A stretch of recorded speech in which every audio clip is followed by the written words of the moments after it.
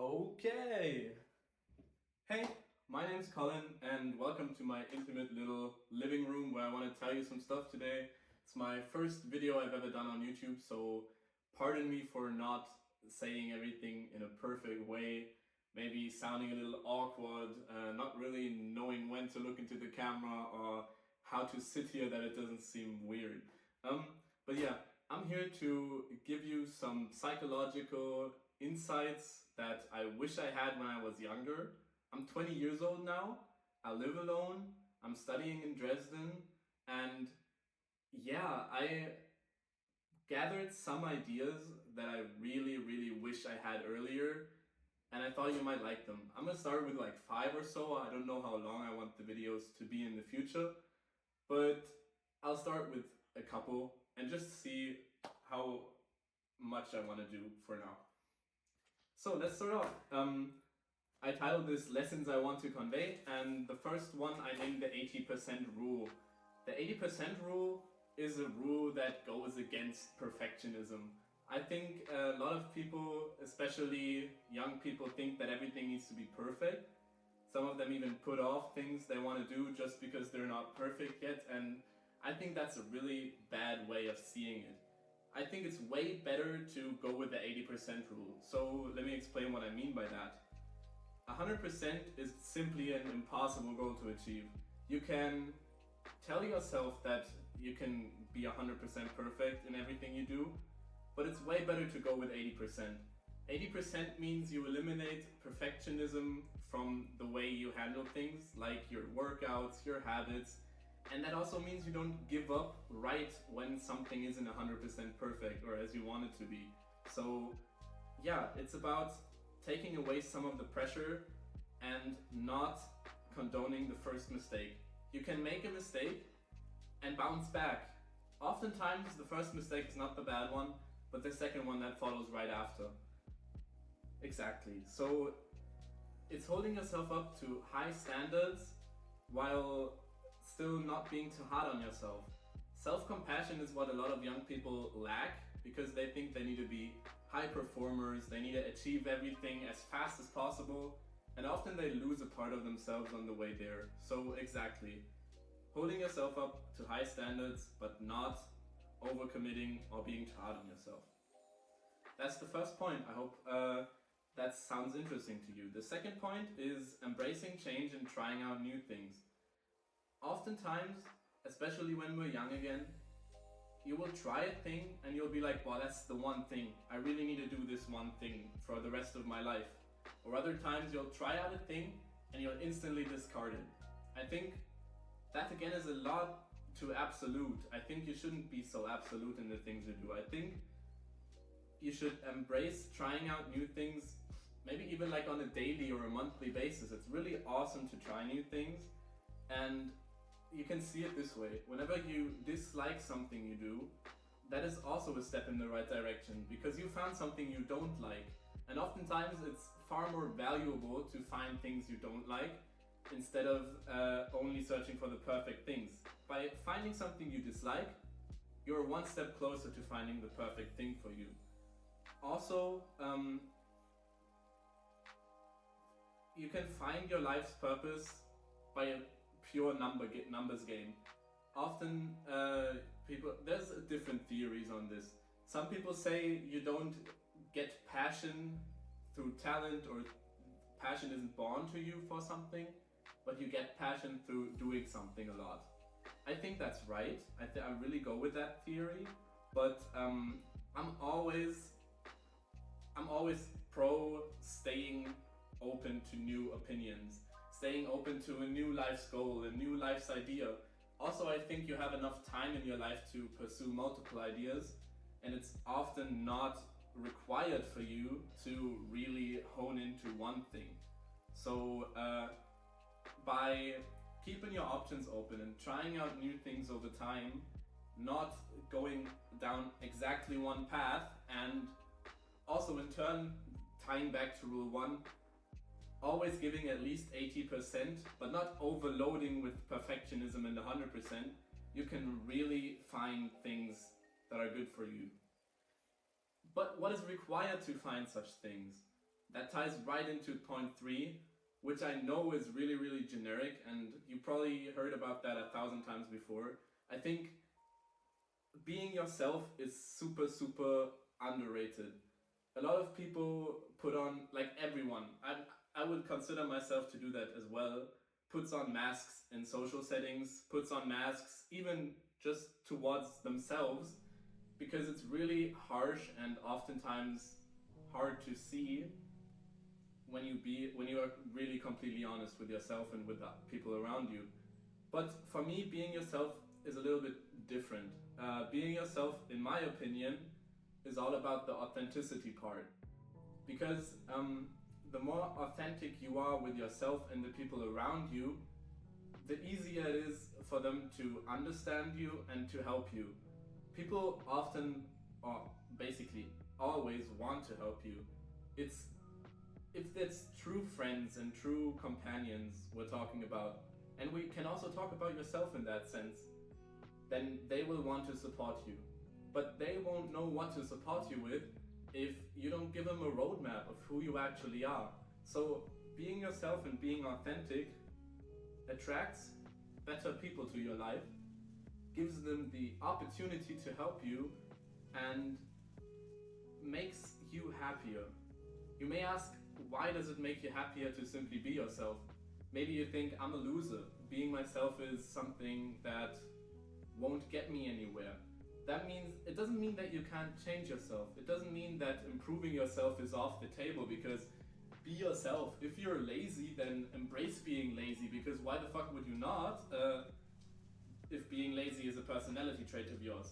I can tell you from my own experience, being lazy is a character trait of mine, and you don't have to particularly like all your character traits. You can literally take a character trait of yours that you found to be true, reject it, and start working on it. That's the whole point. Being lazy is a net negative for how you feel, because the more you lay around, the more you feel miserable, the more you will want to lay around. That's just it's a devil's cycle. You don't get out of that so easily. So you need to attack the problem at the root. So one other real big point on being yourself that I found is congruency. I mean with congruency that the more, like, you have thoughts in your head. You think about things, you develop moral ideas and obligations in your life, you have real ideas of what you want to do and actions you want to take and dreams you have. But all of that doesn't help if your actions aren't congruent with those ideas. It's really, really important to be congruent, because if your brain and your heart, to say it very, very simply, because that's not the scientific way you would put that, but if your heart and your brain think and do totally different things and are incongruent with each other, that will really, really heavily impact your happiness on a day-to-day basis. You'll be very, very content if the things you do, the things you want to do, are the things you actually do in life. That's the same idea of, I want to talk to this person, and the more you tell yourself you want to do it and you don't do it, the less happy you will be with yourself, the less you will trust yourself to do the things that you say you will do, for example. So yeah, I'm really big for congruency, and I think the easiest way to become more congruent is to find out who you are and then act more closely and accordingly to who you determine that you are.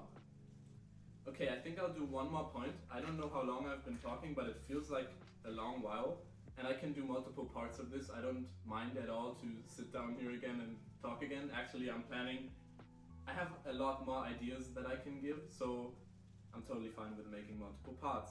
The last one I want to go with, I wrote that down as point number 5, but I'll just discard point number 4 for now, because I think 5 is really, really a good transformation from point 3. Point 5 I named Choose Your Struggle. That's something you've probably also heard a lot, because it's one of the real practical, real good tips that you find on the internet. life is always going to be hard. There's always going to be struggle in life. It's a mandatory thing. You can't weasel yourself out of struggle entirely in life. Even if you choose to sit in your room, not meet anyone, not do anything but play computer games and eating the yummiest food you will find, there's gonna be struggles. Let me explain. You're gonna have struggles like being overweight, sitting in your chair all day, bad posture, declining health because the body isn't meant for sitting all the time. You're gonna struggle with loneliness because we humans were built for being together with other people, having a healthy relationship. We're built for those things. So you're gonna have a loneliness problem. You're gonna probably start becoming more and more delusional, and delusion in itself is a struggle because nobody will understand you. When the few moments arise where you actually are with someone else, they won't have a clue of what you're talking about or won't give you any compassion and understanding because you seem like a weirdo. You've only been alone with your own thoughts, or people on the internet that don't care about you at all. That's a real bad example, or a real heavy example, but I think it's underlining the point really well. It seems like a safe situation. Nothing can happen to you at home. You're secure there, but it's still a lot of struggle. In that way, some other real simple examples now.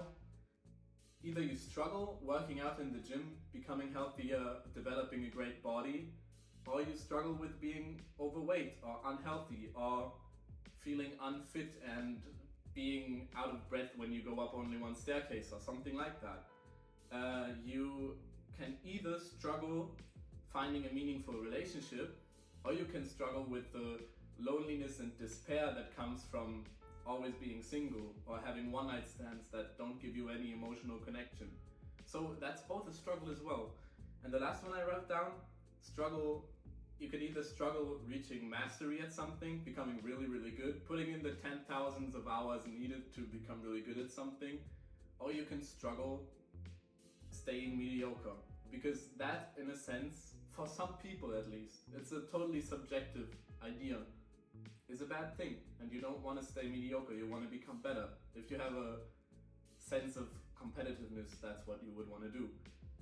But again, this is totally subjective, and either side is fine. If you decide you don't want to go through the struggle of working out, it's mandatory that you have to deal with the struggle of the unhealthy side. If you decide you're not ready for a relationship, you're going to struggle with loneliness and with being single. And lastly, if you don't want to put in 10,000s of hours into a skill to become a master at it, then you will struggle with mediocrity. But choosing your struggle is a real good concept because it gives you responsibility. And I think it's really awesome to always search for things that give you a responsibility instead of giving away that responsibility and telling the world is responsible for me and the world doesn't want me to reach anything or accomplish anything. I think it's real much better to take some accountability and maybe say, okay, for the past year I chose the wrong struggle and then I want to change it now and I'm going to go to the gym instead of sitting at home feeling unhealthy. Yeah, for example, all those things. Okay, I want to wrap this up with a statement I've heard online. I don't really know the source anymore, but maybe one of you will. The degree of struggle you learn to overcome reflects the degree of your success. That ties very heavily into point number 5. It's not only about what struggle you choose, it's about how hard you choose to struggle. And the more struggle you take upon yourself, maybe a real good extreme example of that is David Goggins, who embraces the struggle on a daily basis, who's, I don't want to say his entire online viewership came through that, but a big part of that is that he's so good at embracing real hard struggle. And you see the degree of success he made through that. So maybe start embracing the struggle a little bit more and being a little less lazy or unaccountable for your actions. I myself can take a lot of this advice. I'm really happy that I get to read through all of this again. I wrote it down myself, but it can still help me very much, because oftentimes you need to remind yourself of things many times before you can really internalize them. So this is a real help for me, and I hope it could be a real help for you as well. So thank you for listening. I'll be back really soon because I have countless more points here and I'm thinking of new ones on a daily basis. Thank you for listening. I hope I could entertain you and give you some knowledge to go with. Thank you very much. Bye bye.